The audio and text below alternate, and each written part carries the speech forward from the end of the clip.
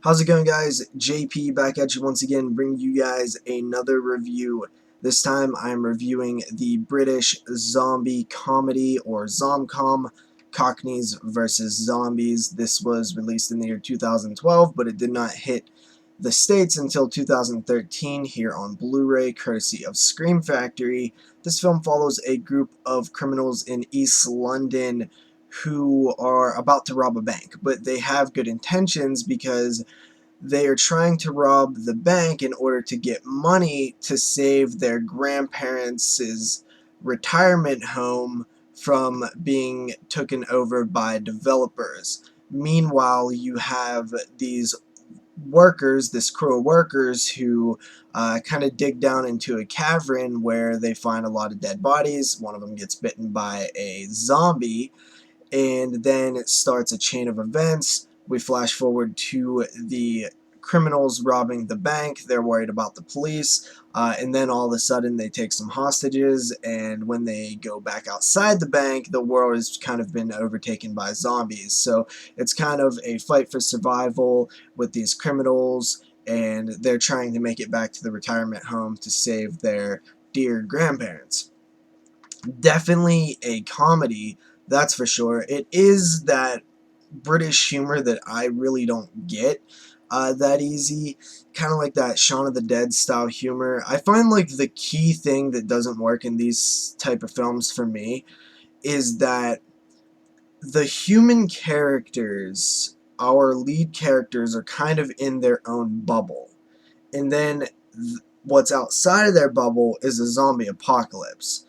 And there's a lot of times where we're focusing on the bubble and the zombies are kind of just existing in their world. So it's kind of like they're ignoring the fact that there's a zombie apocalypse until, and they use this humorous moment where they keep, you know, like showing like, oh yeah, we're in a zombie apocalypse by something, kickstarting their freak out, or the zombie attacks or something like that. But there's like these segmented moments where it's like nothing else matters but what the characters are doing, and they're really not paying attention to the zombies, but then they do once it becomes in their face enough. I don't know, it's just something that it happens in Shaun of the Dead, it happens in other zomcoms, and I never really liked that, because you're kind of taking the zombie and making that the core joke,